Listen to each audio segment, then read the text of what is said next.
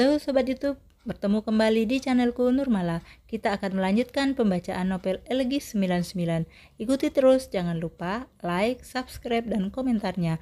Aktifkan juga notifikasi dan loncengnya agar bisa mengikuti pembacaan novel selanjutnya.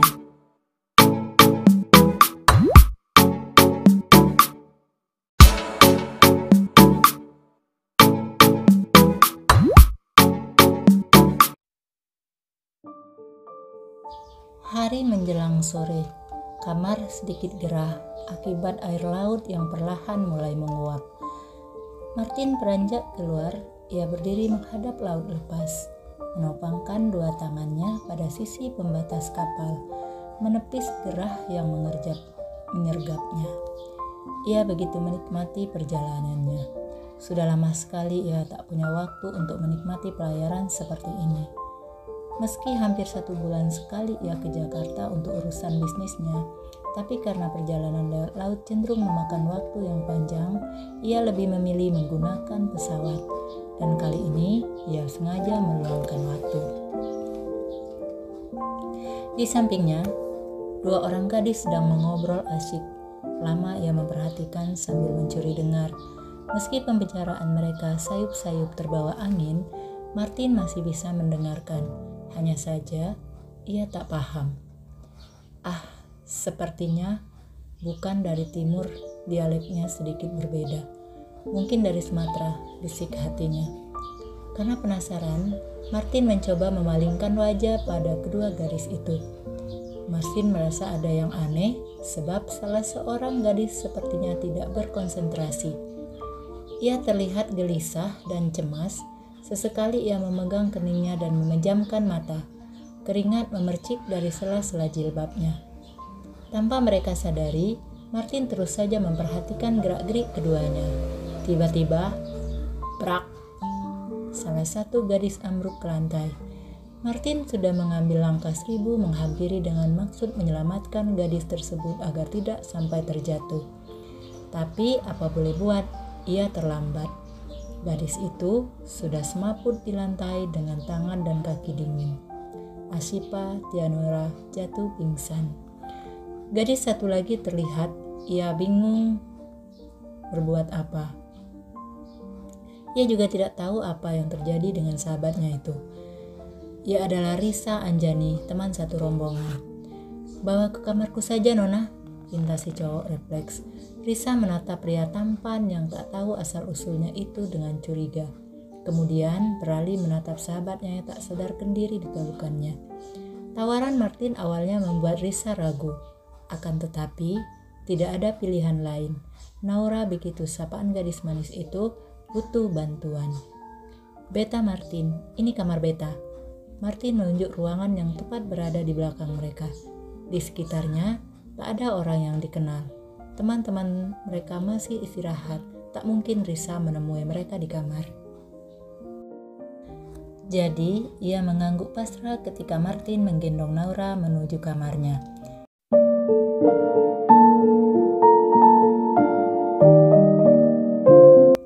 Semua terjadi begitu saja, sergah Martin membaringkan tubuhnya di tempat tidur.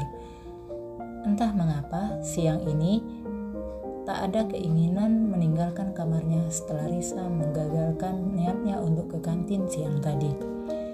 Perlahan tangannya merogoh saku, mengambil secuil kertas yang diberikan oleh Naura.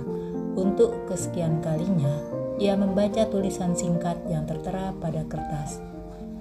"Maaf karena telah berprasangka buruk, mencacimu, bahkan menamparmu. Seharusnya tak kulakukan terhadap orang yang telah menolongku. Terima kasih karena telah membantuku. Sekali lagi, maaf. Asifa Tianura."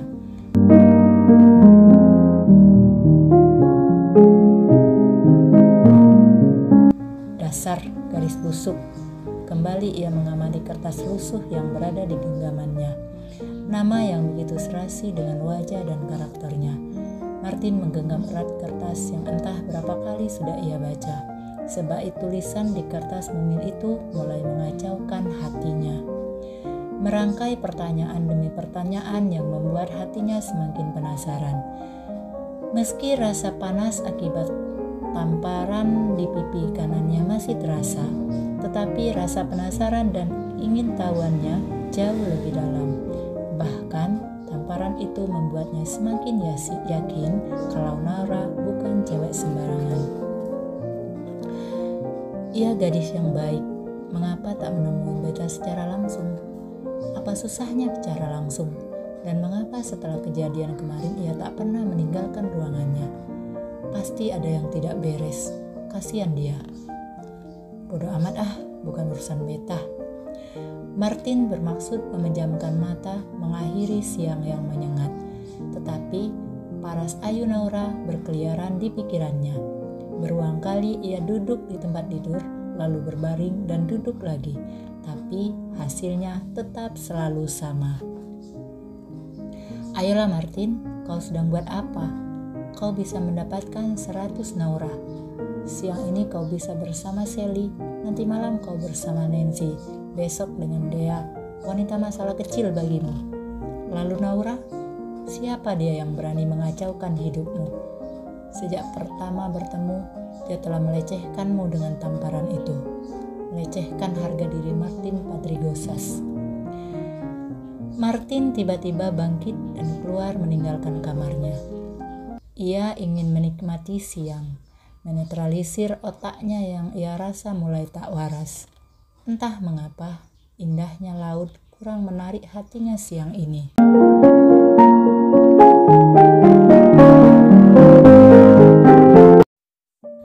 Setelah berdiri sejenak di depan kamarnya, Martin mulai mengayun langkahnya meski tanpa tujuan. Biarlah langkahnya menyeretnya kemana siang ini. Ke kantin kah? Tapi ia sedang tak ingin makan atau sekedar ngopi.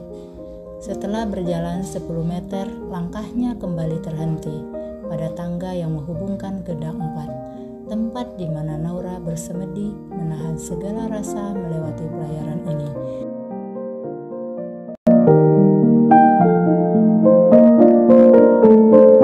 Apa beta mampir saja kah? Tapi beta mau bikin apa? Lama ia termenung di depan tangga sampai akhirnya dikagetkan oleh cempreng suara Risa. Bang Martin, ngapain bengong di situ? Mau kemana? Beta mau jalan-jalan siang saja, tapi bingung tidak ada teman, balas Martin sedikit gugup. Ia takut jangan sampai Risa membaca isi hatinya. Oh, cuma mau jalan-jalan sore atau mau ketemu Naura? Risa sengaja menggoda Martin. Bukan begitu. Beta lantas apa dong? Risa tertawa kecikikan melihat Martin yang menjadi salah tingkah setelah nama Naura disebut. Nona dari mana? Tanya Martin mengalihkan pembicaraan. Panggil aku Risa, bukan Nona. Baiklah Risa, asal kau tahu, Nona itu sapaan untuk para cewek dari daerah timur. Kalian akan sering mendengarnya nanti. Dari kantin? Sendirian saja? Enggak, sama teman-teman tadi, pamit duluan. Di sini jangan boleh jalan sendiri, nanti ketemu orang-orang ngiseng bahaya. Kalian belum mengerti suasana. Iya bang, terima kasih. Boleh kita ngobrol sebentar kalau ada waktu? Ada yang mau beta tahu. Oh, boleh, silakan. Risa menunjuk pada bangku kosong yang ada di sisi kiri mereka, lalu berjalan diikuti Martin. Naura kemanakah? Kemana lagi kalau nggak ngurung diri? Tidak mau keluar? Meskipun sudah berjuang merayunya. Mungkin dia ada trauma, balas Martin kalem. Trauma? Ya, trauma air. Beta punya teman sama seperti dia, tapi dia harus melawan traumanya biar bisa bebas dari ketakutan. Cobalah cari tahu, mungkin beta bisa bantu. Kalau begitu kapan-kapan Bang Martin bisa main ke bawah, sekalian kenalan sama temanku yang lain. Boleh, nanti kapan-kapan beta mampir, tapi bilang sama temanmu itu, jangan sembarangan kasih tampar wajah, biar bisa-bisa ketampanan beta berkurang. Seloroh Martin sambil tertawa menunjukkan deretan gigi putihnya. Risa baru menyadari betapa memesona laki-laki di hadapannya ini. Mata coklat dengan alis tebal, hidung mancung, dan garis wajah yang tegas khas Indonesia Timur. Meski kulitnya tak terlalu putih, namun cukup membuatnya terlihat lebih gagah. Pokoknya top banget deh. Hei Nona, mikirin apa toh? Bukan main kagetnya Risa ketika Martin menjentikan jari di hadapan mukanya.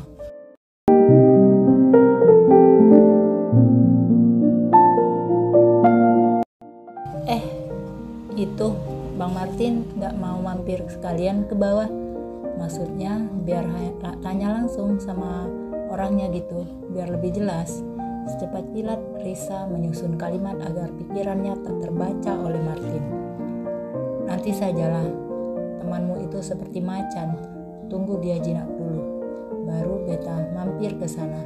Pokoknya kau cari tahu dulu kenapa ia tak mau keluar. Padahal banyak sekali yang indah-indah di luar sini. Iya bang, biar ku cari tahu. Sepertinya memang ada yang tidak wajar. Kalau boleh tahu, Bang Martin aslinya dari mana? Terus mau kemana? Dari segumpal darah Nona. Martin menjawab sambil cengengesan. Sifat isengnya mulai memanggil.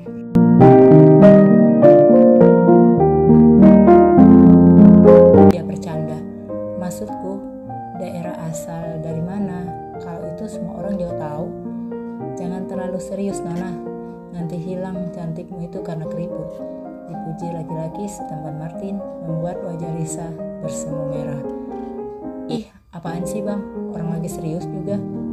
Tentang daerah asalku, walaupun ku jelaskan, kau juga tak mengerti saat ini. Tapi yang jelas, kita akan turun di pelabuhan yang sama. Yos Sudarso. Aku dari Jakarta karena ada urusan bisnis kecil-kecilan. Kali ini Martin terlihat serius. Jadi boleh dibilang Bang Martin orang Ambon asli? Iya, beta lahir dan besar di kota Ambon sampai saat ini.